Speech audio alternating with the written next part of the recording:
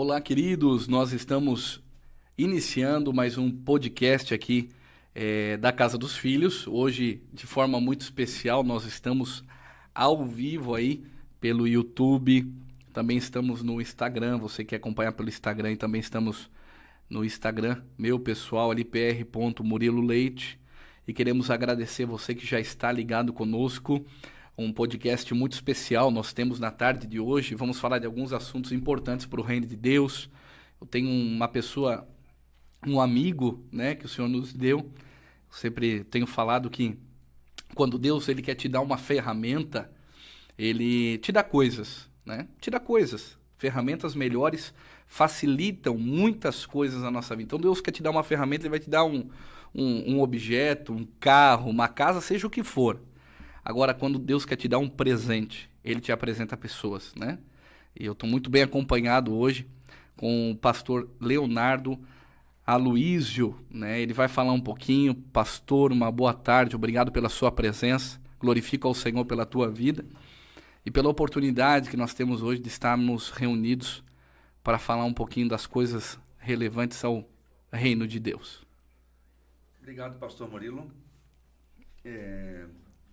É algo novo, é a primeira vez que eu gravo um podcast. Já tive programa de televisão, rádio, já gravei inúmeras vezes, mas podcast nesse modelo assim é a primeira vez e fico muito contente de estar aqui nessa casa pela primeira vez. Então isso já vai ficar marcado aí na minha história. Estás me batizando aí. Olha aí que oportunidade, hein? Que privilégio. Pastor, que maravilha. Deixa eu falar para você, perguntar a você já, para a gente iniciar a conversa e para os nossos espectadores aí já conhecer um pouquinho mais da sua pessoa. Você é casado, pastoreia hoje, pastoreia uma igreja, tem filhos, fala um pouquinho da tua família aí. Eu sou casado com a Rosiane, ela é pastora. Tem uma peculiaridade no nosso relacionamento. Nós fomos ordenados a pastores no dia em que casamos. Olha, cara. 7/7/2007. Uau! E ela gosta de dizer sempre às 7 horas. Que forte, hein? E não então essa é uma marca bacana. Literalmente no tempo de Deus, né? 7/7/7 às 7. Às 7. E os 4 números finais dos nossos celulares também são tudo 7. Jesus, cara. Gosta desse negócio aí. Olha só. Da gematria. Nós gostamos desse assunto. Eu sou pastor há 17 anos, aí não tem nada a ver com o número 7, né, mas há 17 anos. E sou teólogo, formado, bacharel, desde 2007. Estudei na cidade de Rosário, na Argentina. Morei 1 ano lá junto com a minha esposa. Estudamos nós dois lá no seminário interdenominacional, onde nós não aprendemos a teologia sistemática, mas fomos formados num curso ministerial. Foram 52 matérias em 9 meses. Uau. De manhã, de tarde e de noite. Uma carga bastante pancadaria grande. Mesmo, negócio intensivo mesmo. Intensivão. E tivemos a sorte de sermos a última turma, né? Porque sorte no sentido de que, né, ainda bem que não acabou antes da gente chegar lá, né? E antes disso, fiz seminário com o pastor Cote na IFOL, sou ali do começo da IFOL. A IFOL começa em 2003 e a minha mãe fez em 2003 e eu já fui na turma de 2005, então a IFOL estava começando. E escola adorando, né, na área de música cristã, fiz algumas escolas, sou baterista, né? Não sei se ele considera músico ou não. Sempre tem essa piada, né? Porque para alguns é só o barulhento, né? É o cara do... Então faço algumas poucas coisas aí. Que maravilha. Envolvendo a minha vida. Então sou pai do Lucas e do Mateus. O Lucas tem 13 anos, já é baterista, já tocou em eventos enormes. Vai ser um dos músicos que vai tocar agora na Marcha para Jesus. Está na marcha. Está escalado para tocar bateria na marcha. E o meu filho Mateus tem 10 anos. Eu tenho 2 filhos. O Mateus é backing vocal. Vai na linha do pai também. O Lucas é a batera e o Mateus back. E eu sou baterista e vocal, né? Ministro de louvor. Então a minha esposa é clarinetista, Uau. sempre envolvidos com a musicalidade. Com a música e com as coisas de Deus. Amém. Ela hoje também é professora numa escola confessional. Ela trabalha hoje numa escola confessional. Olha só. Pastor, você tem um ministério muito abençoado em Blumenau ali, Koinonia. Sou pastor na igreja Koinonia, sou cofundador dessa igreja, fui vice-presidente dela há 14 anos, fui vice-presidente da pastora Lita, que é minha mãe, e nós temos uma equipe muito boa também de cofundadores da igreja que estão desde o começo, e há 3 anos eu recebi a presidência da igreja dela, e toco essa igreja hoje, e também abrimos nesses 3 anos a Koinonia de Timbó e a Koinonia de Brusque. Olha. Então hoje já somos em três Koinonias. Não vai virar convenção, fiquem tranquilos, cada uma tem seu CNPJ. Amém, glória a Deus. Todo mundo é livre, né? Glória a Deus por isso. Ninguém está preso não, né? Não. Quando a gente encontra Jesus, realmente ninguém carrega mais peso. Não tá preso, nós estamos libertos das cadeias. Amém. Glória a Deus por isso. Pastor, Roma se foi. Roma se foi, né? A mentalidade de Roma não pertence a nós. Amém. Mas a mentalidade de Israel é bom a gente ter, né? É ou não é verdade? Jesus, Hã? Israel é minha paixão. O que é Israel para você? Quantas vezes Israel já, pastor? Rapaz, muitas vezes. Eu amo Israel, sou defensor de Israel, não sou judaizante, sei bem o papel de Israel e sei bem o papel da igreja, mas não tem como você não amar alguém que Deus mandou amar e orar. Então, vou falar do que eu vejo. Israel, depois que você vai a primeira vez, você fica apaixonado, você fica maravilhado. Canaã, é milagre no deserto. Você pega o Monte Hermon, você pega o Rio Jordão, você pega o Mar da Galileia, você pega o Mar Morto. Eu já fui do norte ao sul de Israel, já fui de leste a oeste, tive a grande oportunidade de conhecer Timna, a Qumran, as minas do rei Salomão, onde Massada, que foram mortos lá, se mataram, né, se cometeram suicídio, muitos hebreus ali fugindo de outros domínios. Israel caiu muitas vezes, né? Então, quem puder ir, que vá, conheça Israel. É importante pisar lá, né? É fantástico. Conhecer a história. Historicamente é fantástico e biblicamente é importante, porque quando a gente conhece o modelo, a gente consegue copiar o modelo. Tem muita igreja que aboliu Israel da sua história, da sua vida, mas deixou de olhar para o modelo. Né? Se nós somos o Israel de Deus, então quem nós somos se nós não conhecemos? Né? Como é que você vai entender? É muito parecido, por exemplo, com quando tu olha para teu pai e tu vê traços do teu pai em ti, tu vê traços da tua mãe em ti. Então a igreja que olha para Israel, ela vê a perseguição que Israel sofreu, hoje nós sofremos. As traições do povo contra Deus, hoje a igreja pratica a mesma coisa. O juízo começará pelos filhos. Então, Israel ele é um protótipo do que é a igreja hoje. E muitos pastores têm essa bastardia de não olhar para o modelo primitivo da igreja. Porque se eu e você batizamos pessoas em águas, é porque aprendemos com os judeus. Se eu e você fazemos ceia, porque aprendemos com eles. Exato. Entendeu?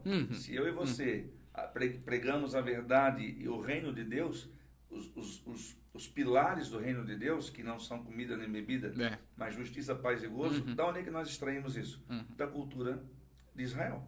Dá para ver, quando você fala assim, pastor, dá para ver que você teve experiências na tua vida ministerial, mas quando você vai para Israel, as perspectivas, elas se tornam diferentes. Então, Israel não é só uma visita histórica, ela é uma experiência. É uma experiência forte e espiritual, né?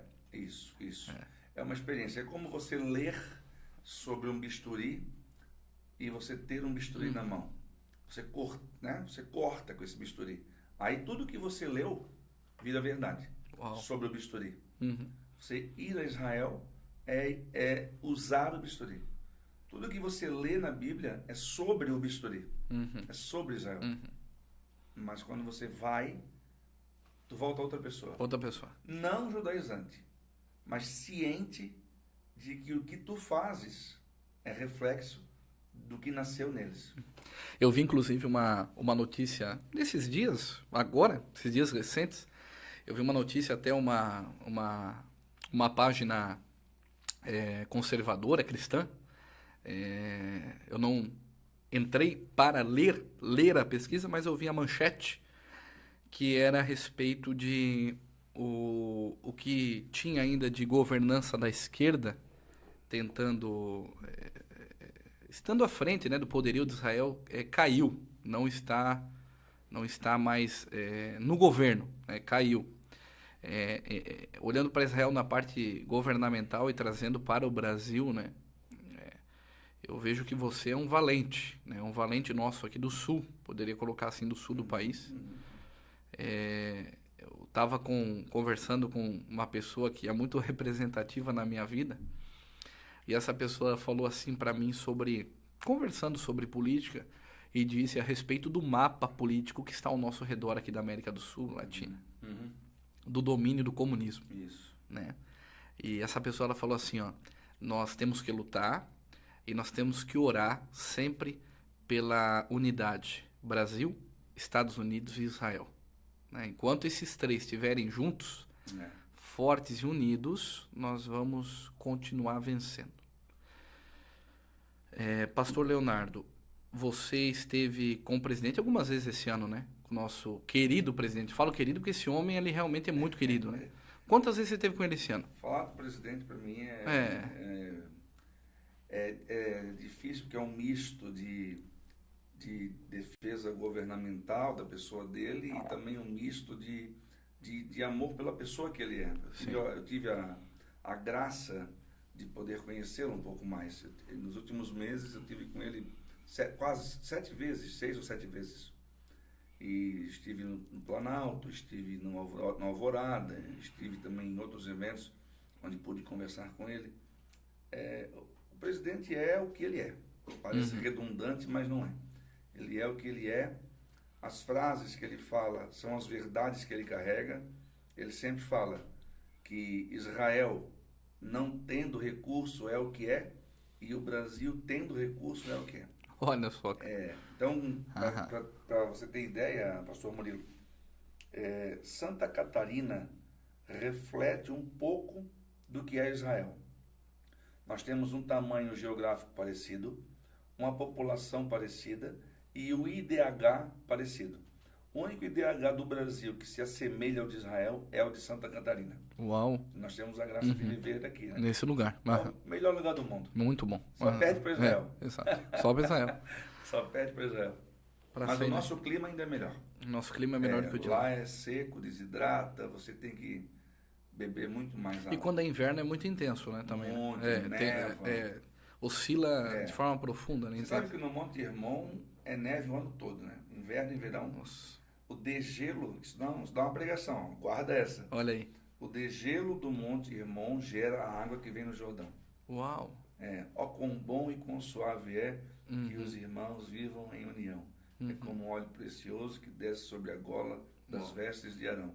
Como o orvalho. Orvalho, isso. É o degelo. É o degelo, cara. Isso. Fantástico. Fantástico. É fantástico. Quando você for lá, você vai voltar doido.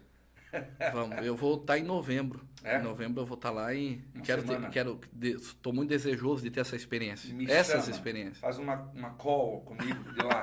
Cara, é verdade. Olha aí, ó. Vamos fazer uma live ao vivo de lá. Eu tô em cima do Mar da Galileia. Eu vou dizer assim, ó, bota o pé nesse mar aí, anda. Quero ver se tu é um cara. Olha aí, ó. Anda aí, Pedrão. Vamos ver se tu tem fé aí, homem. Se mexe, tá certo. Um soldado romano, mete a espada na orelha.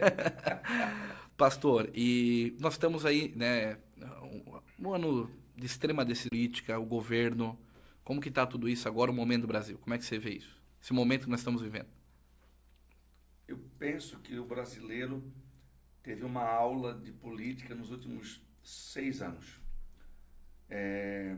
Por que 6 anos? Desde 2016, nas prévias partidárias, aí parte da igreja começou a orar pelo Trump.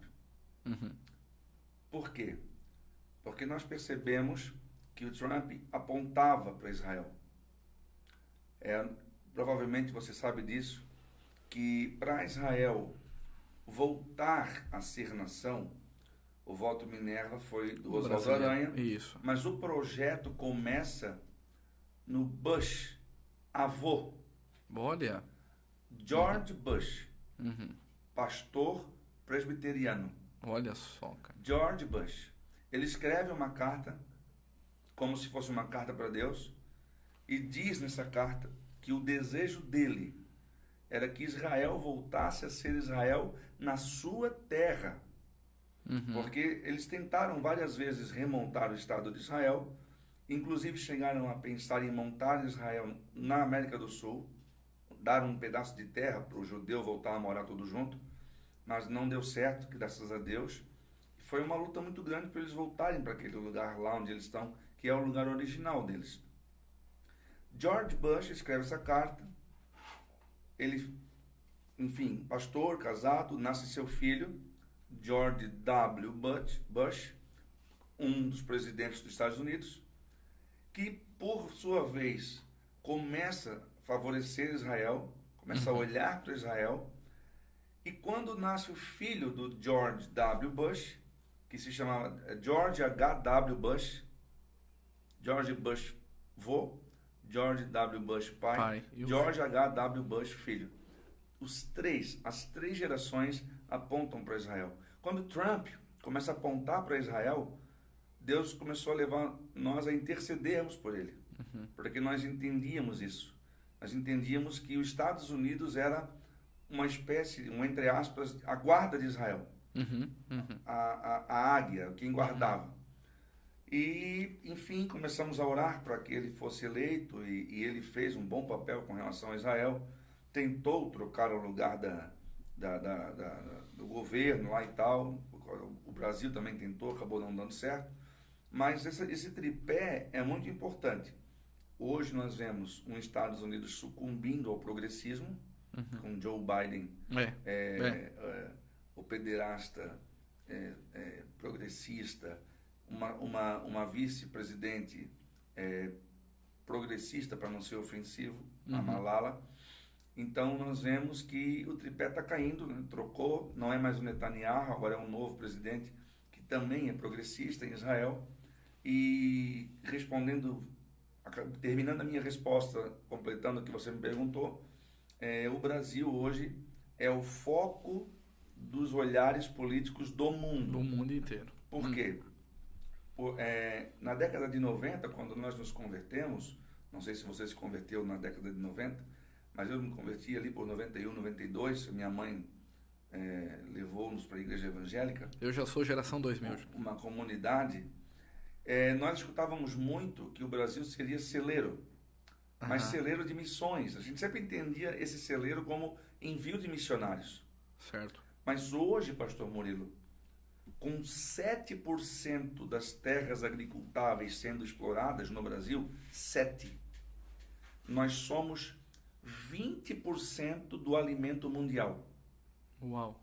Você consegue... Meu Deus. Você consegue pensar onde nós podemos chegar? Gigantesco. Algo gigantesco. 7% do que temos, exploramos. Podemos aumentar 10 vezes mais. Chegarmos a 70%. Nós somos a potência alimentar do mundo. Nós temos esse potencial. Então, não é celeiro missional. É celeiro mesmo. Mesmo. Entende? Então, hoje nós estamos entre o comunismo chinês, o comunismo ou um leninismo russo, que tem também interesse nas nossas terras, e o Islã, que estão quase dando as mãos, é quase um Lula Alckmin. O Islã e o comunismo estão se dando as mãos para tentar derrubar esse novo momento que o Brasil inicia, porque o nosso presidente, nós não somos dele, ele é que nos representa. Exato. Entende? Então, quando as pessoas falam assim, porque vocês são idólatras do presidente. Não. Ele está lá e ele vai permanecer lá porque ele nos representa. Nós nos identificamos da nossa fé. E são os pilares que edificam uma nação. Deus, pátria e família. O contrário disso não dá para ser. Uma nação ateísta, progressista, comunista, o Estado não produz riqueza. O Estado precisa ser menor, mais enxugado. Máquina pública enxugada. Mais. É isso. E, querendo ou não, uma máquina pública enxugada e uma produtividade maior, isso só vai ser alcançado com homens de verdade no poder, né? Homens lá na frente nos representando, como você falou, não existe uma idolatria, mas existe sim uma representatividade que é baseada em princípios. E não existem melhores princípios, principalmente para o tempo de seca, né, do que José, né, para dar comida para todo mundo. Eu vejo o Brasil sendo esse momento. Então, quando nós vamos para a questão agrícola e tudo mais, veja só. A grande verdade é que nós somos a menina dos olhos do mundo, né? Do mundo. Gestão, né? Gestão. E estamos na batalha. 2022, ela é uma batalha, né? A igreja, nós falávamos até sobre isso. Eu vejo alguns movimentos de mais unidade na igreja. Acho que a igreja ela tem entendido boa parte dela, né? Não 100%, mas boa parte dela. Eu quero fazer eu vou te dar um corte aqui pro futuro. Depois, quando vocês forem fazer os cortes, o que eu vou te falar agora é um corte. Há alguns anos atrás, eu tive uma visão. Um prédio muito grande se esfarelando como se fossem pixels. Eram farelos quadradinhos. E eram todos semelhantes. Mesmo tamanho, formato. E o prédio se desfarelava. E eu perguntei para Deus, assim como Ezequiel, Senhor, o que é isso que tu estás me mostrando? Já vou chegar onde você vai entender. Deus disse, são os impérios, são as dominações de homem sobre homem. Um prédio grande representando essas estruturas muito grandes. Não quero falar a palavra-chave aqui, para não quero aqui tretar com ninguém. Mas você entende. São as estruturas pesadas se esfarelando. Mas elas não perdiam a essência, porque o quadradinho mantinha a essência. E Deus me disse, eu estou fazendo, em vez de poucas grandes igrejas, milhares de pequenas igrejas.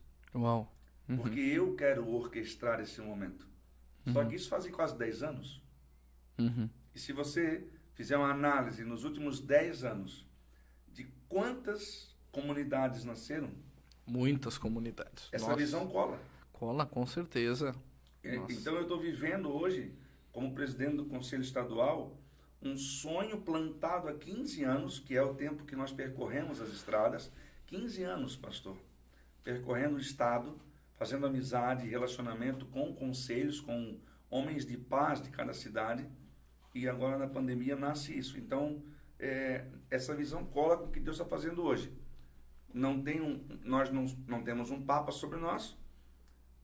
Eu vou nas igrejas, prego, visito pastores, eu vejo pastores como o senhor, que não é oriundo de uma denominação histórica, amando Israel, orando por Israel, desejando estar em Israel. E quem é que colocou isso no nosso coração, se não é o próprio Deus orquestrando esse momento? Então, ele está fazendo essas pequenas comunidades e ele está orquestrando no nosso coração amor por Israel. Já tinha passado. Isso. E que política não era assunto de igreja falar. Não era assunto de igreja. E tivemos um domínio aí, nós não estamos piores porque houve aí, querendo ou não, um ajuste no despertamento e que é dentro dessa visão. Se não tem os fragmentos e as pequenas comunidades sentando à mesa em amor, em verdade, em espírito, nós iríamos estar numa situação de governo muito pior, porque a igreja está naquele quadrado, naquele matrix ainda, não falando de política, né, naquele prédiozão, e nós estaríamos em pecado, né? Porque falar de política era pecado. Né? Mas alguns escolhidos deles não era pecado. Exato. Exato, alguns escolhidos que eles colocavam lá, daí não é e ainda alguns não são mantidos até hoje. E votem neles. Isso. Vocês não precisam falar, mas tem que votar. Isso. Então, a hora que o povo das comunidades entender que é um novo momento, que nós não vamos colocar alguém lá pelos nossos interesses, mas para que o reino de Deus se manifeste na terra, porque justiça traz e gozo é para todos, não é só para os crentes, porque Deus não é evangélico, Jesus não é evangélico. Não. Então, a hora que nós, as comunidades, entendemos, nós vamos dar um passo altamente significante. Altamente significativo. Ótimo. Então, é a primeira vez que eu falo disso publicamente, dessa visão que Deus me deu há quase 10 anos atrás. Muito forte, pastor. O Conselho de Pastores, ele entra aí como uma ferramenta fantástica, então, para estabelecer essa... O Conselho de Pastores, ele não é esse prédio. Ele é a plataforma sobre a qual a igreja se manifesta. Ele potencializa. O Conselho de Pastores hoje oferece atendimento em primeira instância jurídico para cada pastor filiado. Ele fornece atendimento contábil, consultoria contábil. Se tu queres fundar a tua igreja ou o conselho da tua cidade, nós temos essa assessoria jurídica, contábil, e eu estava orando para termos uma plataforma de psicólogos e médicos. E há poucos dias atrás, um psicólogo, 29 anos de carreira, me liga e pergunta o que eu achava de ele oferecer o serviço dele aos pastores. Eu disse, cara, a tua oferta é a minha necessidade. É o que eu espero oferecer, proporcionar aos pastores. Porque o conselho não manda em ninguém. Ninguém é obrigado a dizimar no conselho. O conselho não é uma igreja. Ele é, repito, a plataforma que caminha sobre duas pernas. Quais são as pernas? Unidade é a primeira e mais importante. E representatividade. Entende? Tu não é da denominação tal, mas tu é ligado ao corpo. Como que tu é ligado ao corpo? Não, eu sou do conselho. Eu faço parte de um grupo de homens, mulheres, pessoas sementes a Deus. E nós nos reunimos, nós oramos juntos, nós lemos a Bíblia juntos e nós discutimos o governo junto. Sabe, pastor Murilo, talvez nós trocarmos a palavra política por governo, vai ficar melhor para a gente poder abranger mais pastores. Sim. Você fala política, nego arrepia. Mas tu falar assim, vamos fazer uma reunião, vamos discutir governo, que é o que nós precisamos discutir. A mentalidade da igreja não é uma mentalidade política, mas ela é uma mentalidade de governo. Isso. Exatamente. Está no DNA. Está no DNA da igreja. A igreja, nós vivemos aí por muito tempo um lixo, né, da teologia da prosperidade, onde foi manchada a história da igreja, principalmente a igreja evangélica, que se diz evangélica, mas é porque o ensino, né, é totalmente errôneo. Eu sempre digo, dentro de um reino, né, não é um reino de gente rica, mas é um reino de gente da nobreza. Claro. Então, nós somos nobres em Deus, né? A gente é nobre no Senhor, pelo reino dele. E a política, ela é uma mentalidade de governo. Nós temos que estar com essa mentalidade de tomar conta das cidades, de trazer o amor. Nós falávamos, inclusive, eu e o pastor Leonardo Aloísio, a respeito de instituições que acabam abraçando hospitais, né? Tantos trabalhos filantrópicos são feitos, mas na verdade quem tinha que estar abraçando é as igrejas, né? Quem tinha que estar fazendo esse papel é as igrejas, né? Os conselhos abraçando isso, né? Eu falo que o papel de uma prefeitura numa cidade não é dar de comer, né? A prefeitura, biblicamente, é um papel da igreja. A prefeitura não teria que ter uma assistência social. Quem tem que ter as igrejas e vão atender o município. E a prefeitura cuidar de rua, cuidar de buraco, cuidar de saneamento básico, de energia, né? Mas eu louvo a Deus, pastor, pela sua vida. Eu falo assim, né? Homens de Deus, eles nos apresentam um testemunho antes de nós conhecermos eles pessoalmente. E eu conheci a sua pessoa através de um homem de Deus que já carrega um testemunho. Ele falou assim para mim, pastor Murilo, você precisa conhecer o pastor Leonardo Aloísio, porque ele carrega um testemunho, você precisa estar com ele, estar junto com ele. E eu louvo a Deus pelo conselho. Não há melhor pessoa hoje, eu vejo, né, com esse teu coração que você tem para estar nos representando junto ao conselho de pastores e junto ao presidente. né, Jair Bolsonaro. Né? O presidente Jair Bolsonaro... Nos honra vindo aqui. E hoje o que acontece, né? A nível Igreja de Brasil, a gente poderia estar bem pior diante da pandemia se nós não tivéssemos com esse homem no poder. A grande verdade é que a igreja ela estava vivendo hoje um prejuízo terrível. Né? Eu não sei se nós teremos com a mesma voz ou com a mesma liberdade já que nós estamos tendo ainda, né? Eu arrisco, talvez, pastor Murilo, talvez, quem sabe, não tivesse. Eu estou no grupo dos considerados conspiracionistas. Eu faço parte desse grupo aí. Eu já estudo essa história e eu não creio. Eu creio naquela história do cara que joga óleo na pista para vender o guincho. Eu creio nisso. Entendeu? Porque o fabricar ou permitir o vírus e já ter todos os EPIs para vender não faz todo sentido. Faz todo sentido. E falar nisso nos joga na classe dos conspiracionistas. Sim. Então, infelizmente, eu nesse momento, nesse tema, eu sou um dos que habito na classe dos conspiracionistas. Somos. Nós estamos aí na 4ª dose da vacina. Já. 4ª. Eu falo, até eles, né? Eu, gente não, graças a Deus a gente tá ali. Mas eu ouvi, essa semana até eu recebi uma mensagem da nossa região, uma pessoa ligada à parte médica, né? Da medicina, até bateu palma lá no status que eu coloquei, né? Que eu chamei isso aí de veneno, né? Estamos no 4ª dose do veneno, né? E por quê, né? Por que está se dando dose aí? Não sei se talvez não alcançou o objetivo de mortes como queriam, né? Talvez não alcançou esse número ainda, mas... Fato é que há algo que não fecha. Tem algo que não fecha. Não tem como. Né? Então, o que precisamos? Muita sabedoria de Deus, estar atentos e vigilantes, como a Bíblia sempre falou. Antes do orar e ao vigiar, né? Exatamente, não antes do por orar. Acaso. Então, assim, o que está acontecendo? Onde é que eu estou? Então, o centro, a centralidade da igreja é Jesus. A religião trava, Jesus liberta. Jesus liberta, nos dá mais visão, nos dá uma vigilância maior, é isso que precisamos nesse tempo. Pastor Leonardo Aloysio, nós temos um grande evento agora, no próximo sábado, e nós vamos estremecer Santa Catarina. Você tenha certeza disso, eu tenho orado essa semana por isso. Sim. E eu sinto no meu espírito que será muito forte o que nós vamos viver. Será um marco, eu falo de Santa Catarina, mas será um marco para o sul do país. A vinda do presidente Jair Messias Bolsonaro nessa marcha para Jesus. Eu ouso dizer para você, vai ser uma das marchas que mais vai marcar o coração desse homem, desse presidente. Eu não tenho dúvida disso. E como que estão os preparativos? Eu quero convidar todos que estão nos vendo, você precisa estar lá, né? Mas eu queria perguntar, como que estão os preparativos? Essa semana não está sendo fácil, né? Você está aí a mil. Verdade.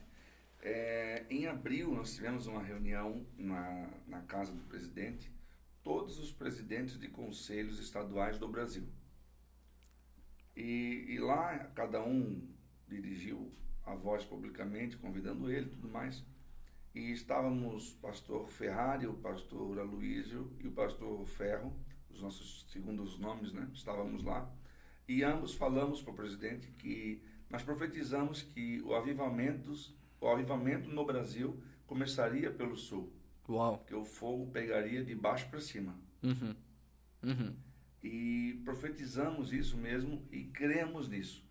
A Marcha para Jesus em Curitiba foi um sucesso total, mais de 200 mil pessoas do Paraná inteiro. E a Marcha para Jesus em Santa Catarina, essa tem um fator histórico. Por quê? É a primeira... Nessa pandemia, pastor Murilo, nós tivemos vários fatos históricos. É a primeira vez na história do Brasil que a igreja de Santa Catarina foi fechada numa Páscoa. Isso já dá um corte.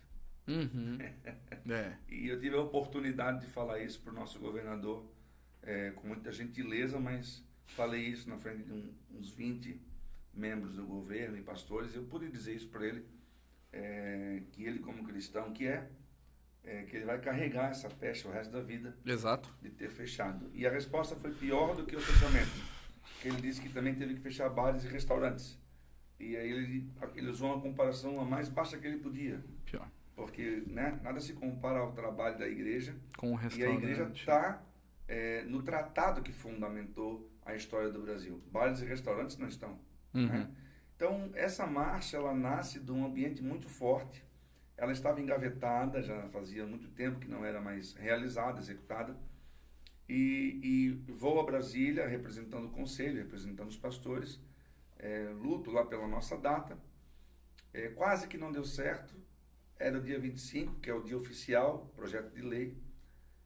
Foi jogada para o dia 2 e agora volta para o dia original. Graças a Deus por isso. Mas para nós está sendo mais trabalhoso, né? Porque tivemos menos tempo para trabalhar. Mas a equipe do presidente já está trabalhando bastante duro lá em Balneário. A nossa equipe da diretoria, mais alguns pastores que se aliançaram nesse trabalho, estão trabalhando muito duro para conseguir projetar e montar toda a estrutura, porque a segurança do presidente é acima de tudo. Né? Então, é a primeira vez que vem a Santa Catarina um presidente em exercício participar de uma marcha. Isso é histórico, entende? Vem ele e a primeira-dama. Uau! Eu disse, primeira-dama, você precisa de Santa Catarina. Os catarinenses te amam. É verdade, e é uma verdade. E nós nunca tivemos uma primeira-dama como tão ativa, a né? Dona Michele. E uma intercessora fortíssima cristã, do lado. Como é que diz a Damares? Terrivelmente evangélica. Terrivelmente evangélica. Ela tive a oportunidade de conhecer seu pastor Josué Valandro. Então, mantemos contato até hoje. Então, Deus, eu penso, né, que depois de esfarelar esse grande prédio, como está fazendo, ele está levando, veja bem, não são os grandes prédios que estão com o presidente, são os farelos. Exato. Você entende a minha linguagem figurada? São os farelos, são as comunidades, é a representatividade das comunidades que chegou ao presidente e conseguiu a graça de Deus de trazer o presidente ao Estado, não os grandes prédios. Uau. Mas é um trabalho eu acho que esse é o marco principal desse governo, que não é um governo para os grandes, né? Aqueles que sempre estiveram, o governo dele, a marca do governo dele, mas é um governo realmente da bandeira brasileira, da família. Democratizado, exatamente. Você vê espaço e voz para todos, né? Então, acho que essa é a marca do governo dele, agora sendo representada nessa marcha para Jesus. Essa marcha para Jesus. É muito representativa, simbólica, profética. Pastor, e o evento. Como que vai funcionar? Horário, o local? Passa pra gente aí. 9 da manhã, Praça Almirante Tamandaré.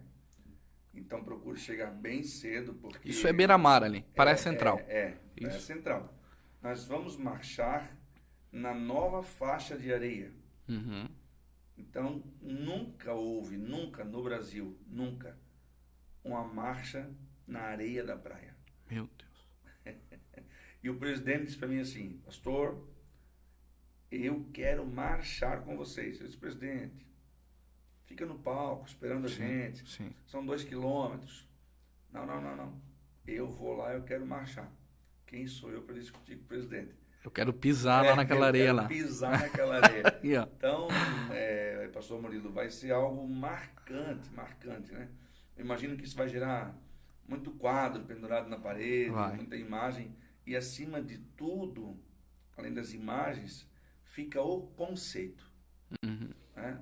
Quando que algum dos ex-presidentes, quando que eles fariam isso?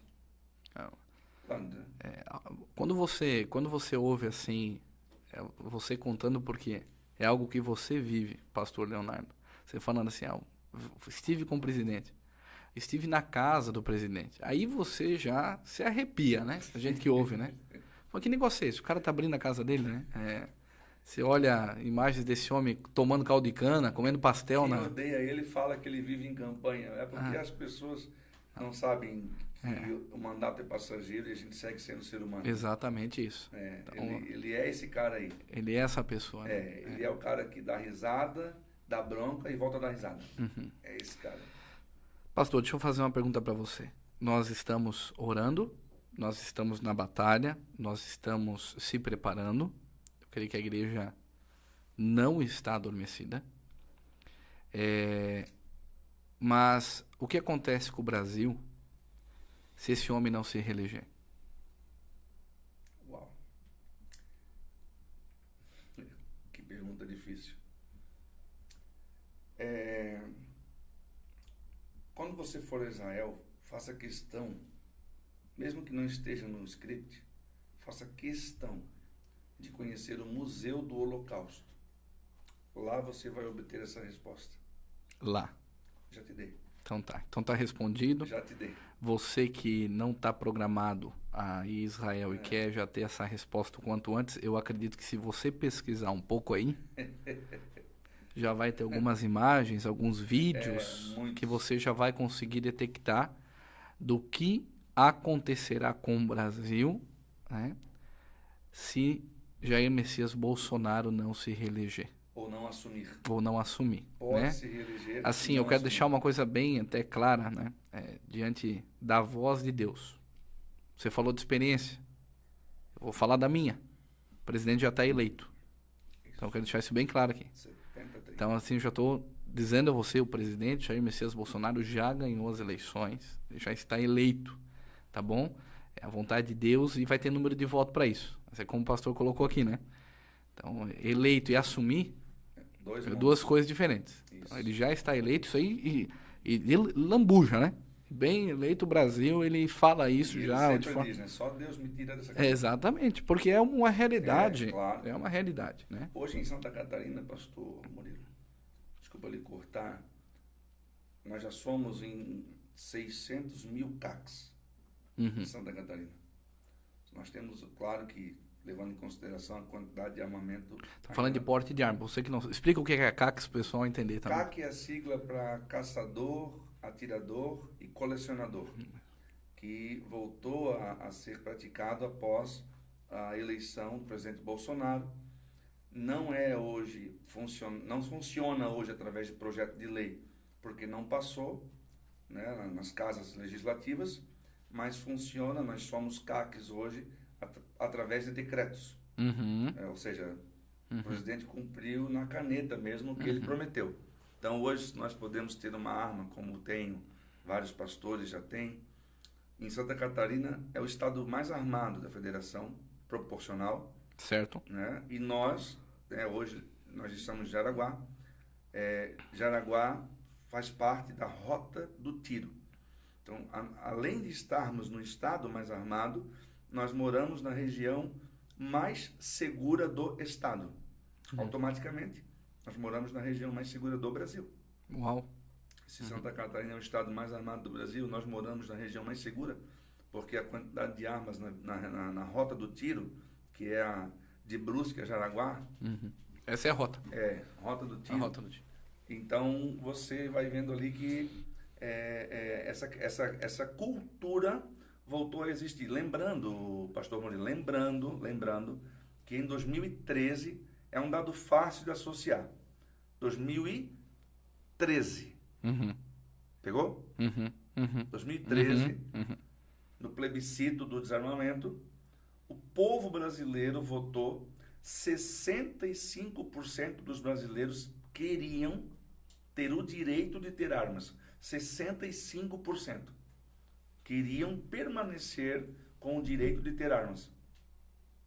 Mas, o 13 de 2013, contra a vontade do brasileiro, contra a vontade do povo, retirou a arma do povo.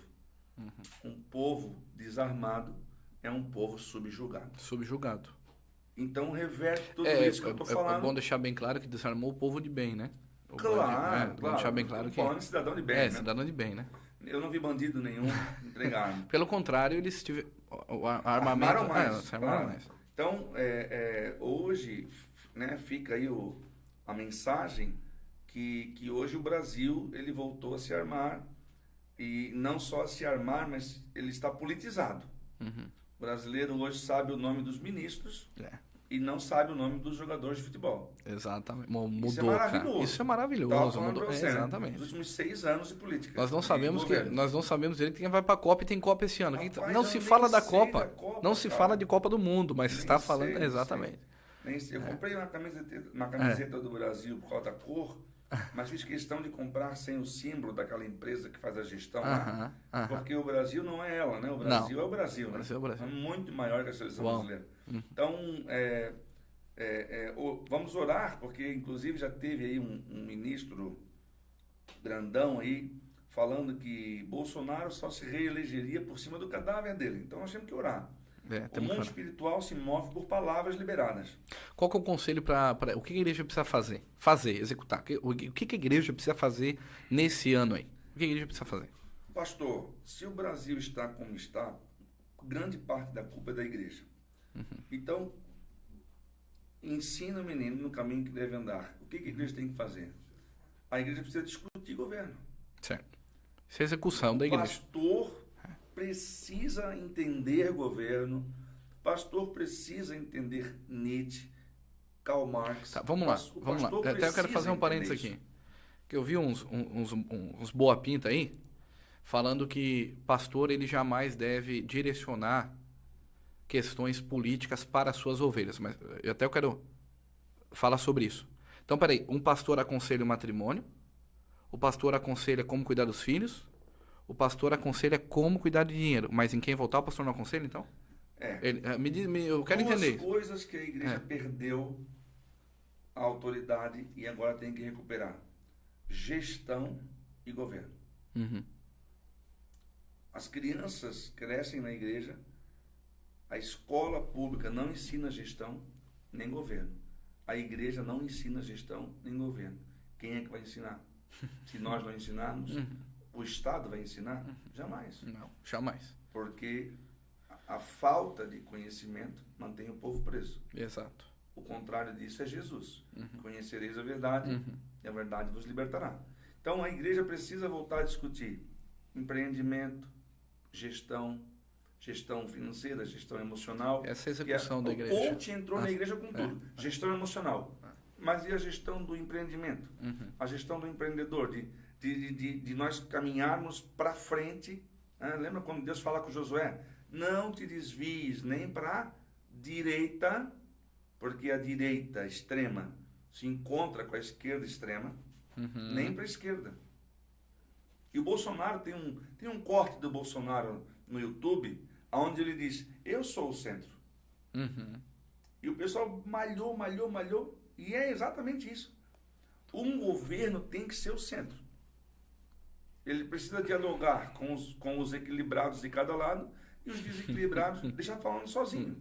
Nós, como filhos de Deus, precisamos estar no centro da vontade de Deus. Exato. Não tem lado. Não tem lado. Qual é teu lado? É o centro?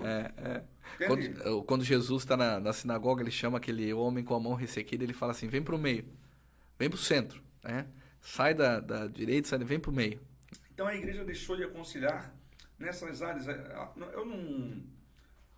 Enfim, eu não quero botar culpa em ninguém. Sim, mas eu entendi. Não é um culpado só, ficou claro. Mas a igreja perdeu a autoridade nisso. E hoje ela está tentando recuperar, mas Então, isso é o que ela precisa fazer. Isso. E o que a igreja não pode fazer? O que ela não pode fazer? De jeito nenhum. O que a igreja não pode fazer é negar a discussão. Ser uma frouxa, ficar escondida.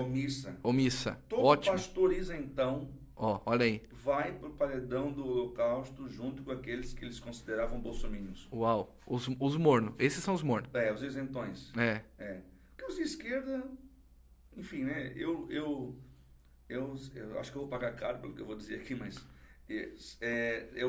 não existe crente de esquerda.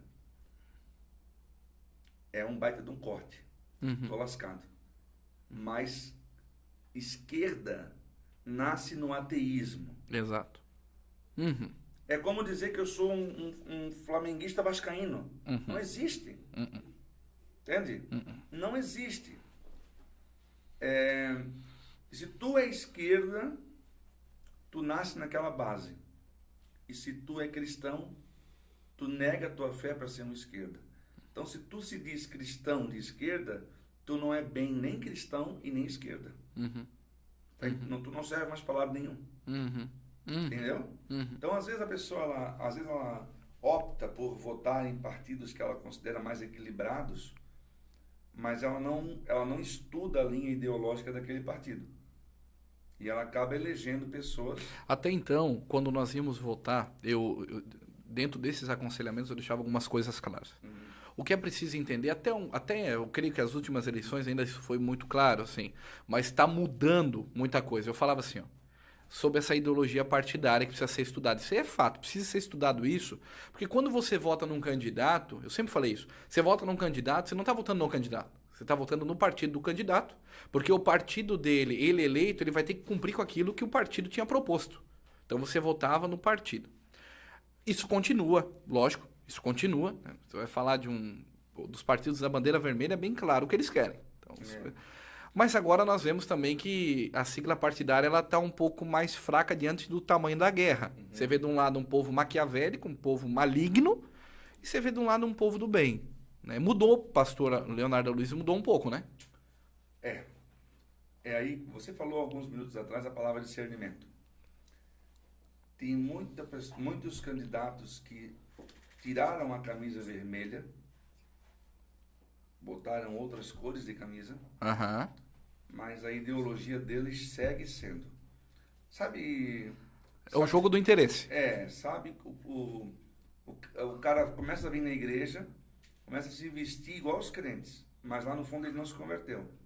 Então é isso aí. Hoje, quem quer se eleger aponta para o Bolsonaro. Mas em quem que a gente precisa apoiar? Para quem o Bolsonaro aponta. Exato. Porque em 4 anos foram tantas traições. Nossa. Que se ele apontar para alguém, você pode ter certeza que essa pessoa mostrou fruto de lealdade. Mais valor tem a lealdade do que o preparo. Porque a lealdade mostra caráter. O preparo mostra esforço. Você se esforça, estuda, se prepara. Mas lealdade vem de berço. Uau. Está no sangue. Então eu prefiro alguém leal, porque eu preciso ensinar, do que alguém muito competente e desleal. Essa hoje é o maior déficit do governo. O maior déficit humano. Pessoas leais ao governo. Leais aos ideais, porque tá falando de leais ao governo, então quando o pessoal era leal ao Nine, tinha que ser. Não, mas o Nine não representa nossos valores. O Nine já disse que se votar para o governo, ele vai dizer o que a igreja pode pregar ou não pode pregar. Ele vai dizer o que o jornalista pode falar ou não pode falar. Entende? Lealdade é aquele que carrega os nossos valores. Ele é um cara desprezo, né? Como eles gostam de usar esse prefixo des, né? O Bolsonaro despiorou. Então ele era presidiário. Ele foi agora ele é um despresidiário, né? Porque ele foi descondenado, né? O pessoal da Jovem Pan, inclusive, fala muito isso. É o descondenado Lula. Ele não tem como ser inocentado. Como que ele vai correr atrás de algo que ele dizia que não era dele, agora ele quer de novo? Como? Não era teu. Tu negou tudo no teu depoimento. Nada era teu. Tinha quadro teu na parede, mas o triplex não era teu. Mas agora tu quer de novo. Okay? Não era teu. Entende? Então, não tem como. Muitas pessoas queriam a tal da terceira via. E eu fiquei muito feliz que a casa da terceira via, ela foi construída sobre areia. Bom.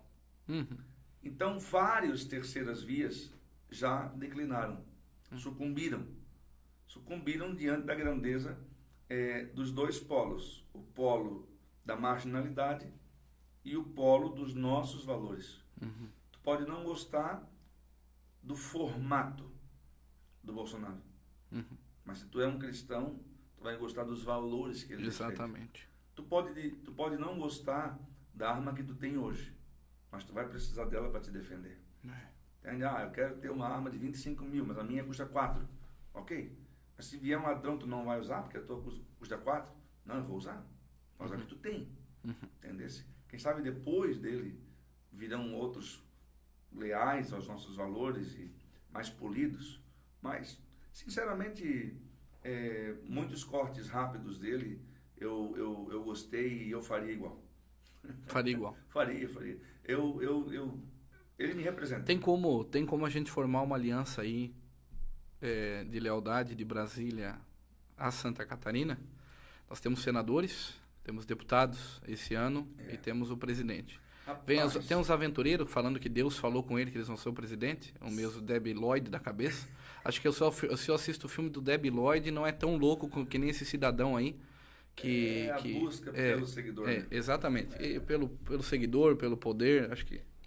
O Debbie Lloyd era mais inteligente do que... A cadeira que ele podia sentar, que eu acho que caberia, era de um psiquiatra. Exatamente. Não, você vê que é doente, né? Essa eu voto nele.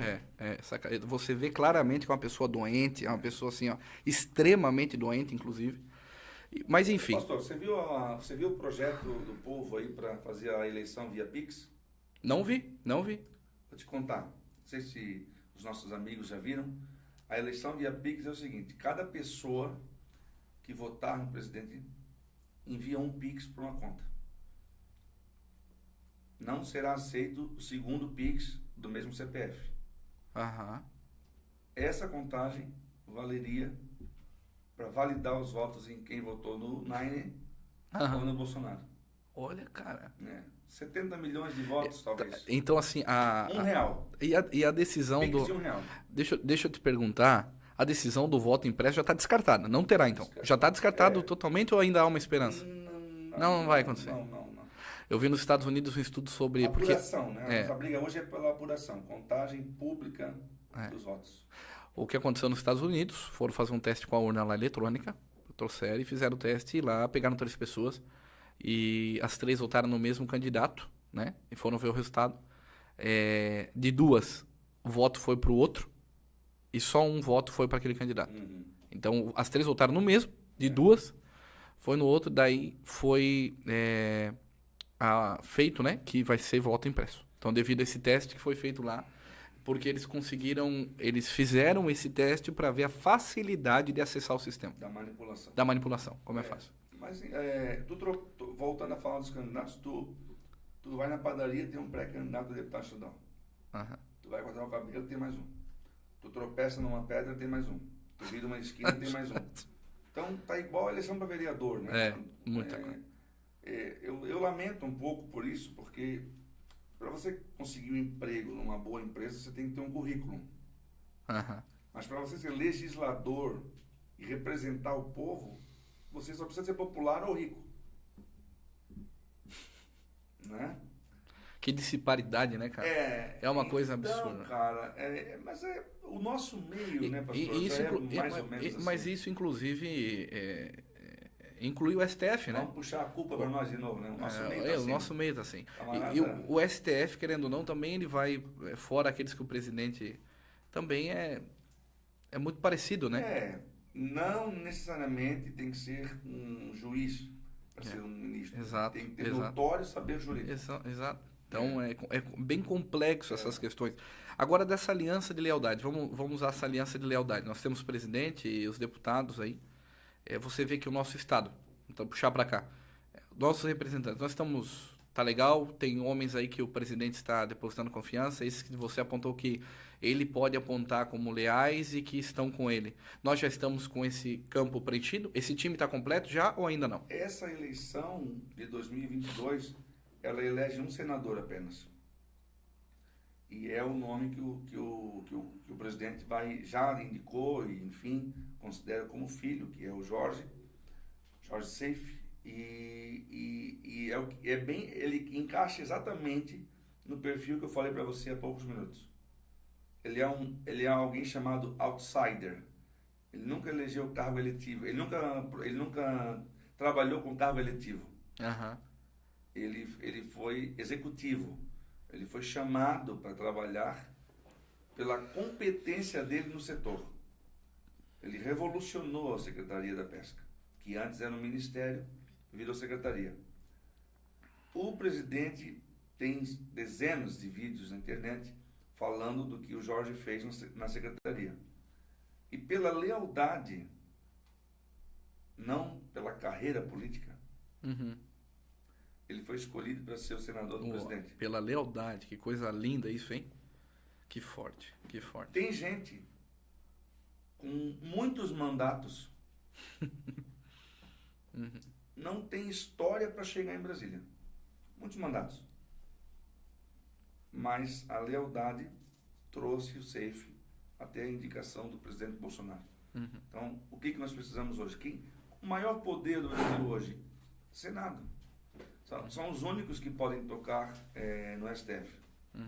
Não tocam hoje, porque, obviamente, quem não deve não teme, o contrário é verdade, quem deve teme, né? Então, nós temos essa verdade triste aí no nosso Senado brasileiro. Nós não conseguimos aceitar, por exemplo, um pedido de impeachment contra um ministro. Não vou citar nomes aqui, mas nós não conseguimos, hoje o Brasil não consegue assistir. Eles conseguem absorver um pedido de impeachment contra um presidente, mas não conseguem absorver um pedido de impeachment contra um ministro. Por que será? Porque na gaveta do presidente tem uma chave, né, que abre portas. Mas na gaveta de um presidente, de um ministro do STF, tem uma chave que fecha portas. E eles têm medo. O presidente, por exemplo, esteve na Rússia. Conversou 3 horas com o Putin, 2 horas oficiais, mais 3 horas não oficiais. A televisão explorou um monte isso aí. 1 mês e pouco depois, atracam no porto quase 30 navios daquilo que eles produzem e dos insumos agrícolas que eles produzem, nós precisamos usar na nossa produção agrícola. Então, o que o presidente foi fazer lá? O presidente não quer guerra, mas ele precisa comprar, ele precisa vender. Entende? Então, o nosso presidente tem sido, sim, um estadista, mas eu não vejo que ele precisa ser um Temer no sentido do polimento. Temer é uma pessoa de altíssimo conhecimento jurídico, altíssimo. Tem uma postura, mas o presidente Bolsonaro tem o jeito dele, mas ele tem sido muito respeitado. Foi aplaudido, aclamado outro dia desses aí, numa conferência mundial. Então, o Brasil hoje, não só os olhos estão voltados por causa do alimento, mas temos sido, sim, respeitados pela grandeza que temos. Nós cantamos isso no nosso hino e nós temos que acreditar, nós pregamos isso, pastor Murilo. Nós sabemos que Deus acredita mais em nós do que nós em nós mesmos. É verdade. Não tem sombra de dúvida. Ele acreditar em Jonas para converter Nínive. Jonas não se acreditava. Então, o brasileiro precisa nem recuperar, é adquirir essa autoestima como nação. Um monte de brasileiro, eu quero ir para os Estados Unidos, eu quero não sei para onde. Cara, está na melhor terra do mundo. Melhor terra. Tudo bem. Talvez tua profissão lá ganhe mais, mas por terra, por geografia, beleza né? Natural, nós não temos furacões, não temos terremotos, nós não temos nevascas, nós não temos nada disso. Então, graças a Deus que nós nascemos aqui e moramos nessa terra, temos a função, temos o chamado de melhorá-la. Pastor, eu te agradeço. Muito obrigado pelas colocações, pela clareza em alguns assuntos, né? Nós não temos problema em falar, né?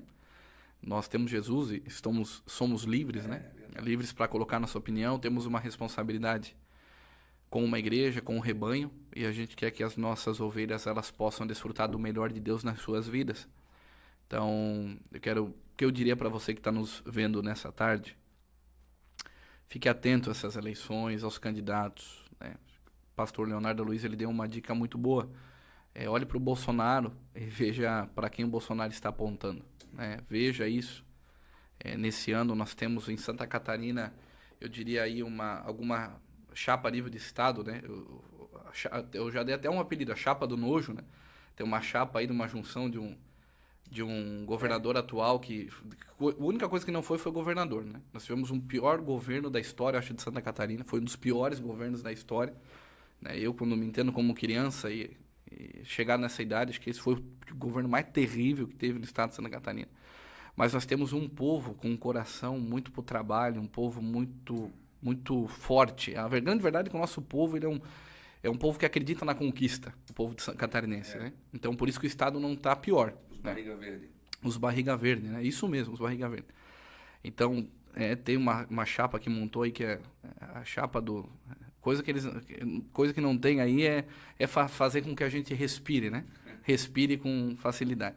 Então fique atento a essas chapas que estão sendo montadas. Respirador, tu disse? Essa chapa do respirador aí. Ficou boa. Não, essa aí tem que... Então fiquem atentos com isso, né? É terrível realmente as junções, o nojo que algumas pessoas... Algumas pessoas, o poder escorre pelos olhos, né? A ganância escorre pelos olhos. E a gente vê que esse tipo de homens não são homens para governar o estado de Santa Catarina de maneira nenhuma, né? Mas Deus sempre vai ter os seus. Deus sempre vai ter os seus. Tem uma outra aí que também está sendo apoiada por gente lá do Oeste, que é terrível também.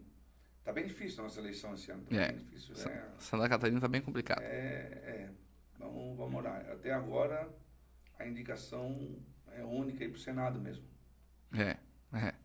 E tem um Senado aí com o Jorge. Qual é o sobrenome dele? São 4 J's. Jesus. Olha, cara. Jair, Jorginho e Jorge. Que forte, hein? Olha. Hã? Não dá pra esquecer. E tem um deputado aqui com o J, rapaz. Olha aí, ó. Mesmo? Nós almoçamos com o homem hoje. Jefferson Cardoso. Olha aí, ó. É que eu chamo ele de Cardoso. Mas é Jefferson, rapaz. Olha. Ele falou lá na... Olha o que veio agora. Nós fizemos uma conferência na Coinonia. Rapaz. E ele falou, são 5. Cara. O quinto J. Olha aí, isso é profético, hein, pastor? Isso é forte, hein? Essa minha fala de apoio ao Jefferson, corta isso aí. Eu não vou fechando com nenhum legislativo por causa da entidade, sabe? Exato, com certeza. Se eu fecho com eu fecho para os demais. Essa fala é minha. Essa fala é minha. Mas a majoritária, a gente eu aponto sim, eu não tenho medo disso. Nunca tive, né? Sim. Não cheguei em conselho hoje, né? São 6 ou 7 pleitos que eu já faço parte de conselhos. Então, mas gostei dos Jotas aí. A omissão e o medo não fazem parte do meu ministério. Amém. Pastor, considerações finais. O que eu digo, né, e repito, é a consciência. Nós temos algo chamado consciência, que é a caixa da alma. Então, né, não vote pelo interesse ou por a falta de discernimento. Com relação às eleições, são isso. Mas eu deixo aqui o meu recado, que acima de todas as coisas existe um Deus. Deus de Israel. Shema Israel, Adonai Eloheinu, Adonai Echad. O Deus único, o Deus criador de todas as coisas. Ouve, ó Israel. O teu Deus é um só. Então, acima de tudo isso, está Deus. Ele vê todas as coisas e sabe tudo. Que nós possamos temer a Deus, temer mesmo, ver Deus em todas as coisas e não esquecer que Ele está em todos os lugares conosco. Temor de Deus no coração sempre. Amém, pastor. Agradeço pelo coração que você tem, pelo temor que você tem, é nítido, pelo homem que você é. Você sim é um guerreiro, né, que está à frente aí na trincheira, lutando pelo estado de Santa Catarina, à frente do conselho, também ao lado do presidente Jair Messias Bolsonaro, e vai ter mais lutas aí pra você, porque esse homem vai se reeleger, né? Ao lado dele e mesmo. você vai estar no lado dele aí mais 4 anos aí, né? Nos representando, Deus tá? permitir. Eu quero agradecer você que esteve conosco aqui no cast Casa dos Filhos. Obrigado por estar nos presenteando com a sua companhia. Pegue agora, se você não está inscrito, se inscreva no canal, compartilhe, curta, ative o sininho aí, manda para o máximo de pessoas possíveis, que nós queremos estar com você pertinho da gente aqui todas as semanas. Tem vídeo novo saindo aqui no nosso cast Casa dos Filhos. Também temos os cultos online aí. Então participe do nosso canal, porque eu tenho certeza que sempre você vai ser abençoado. Aqui embaixo você vai ver as redes sociais, as minhas redes sociais, as redes sociais também do pastor Leonardo Aloysio, para você acompanhar ele, acompanhar os projetos, a caminhada dele aí com o nosso presidente também. Então acompanhe as redes sociais dele aí embaixo, nós vamos estar disponibilizando para todos vocês. Queridos, um abraço. Que Deus abençoe vocês e que nós possamos ser uma igreja peculiar, uma igreja diferente. Esse é o nosso desejo. Que Deus te abençoe no nome de Jesus.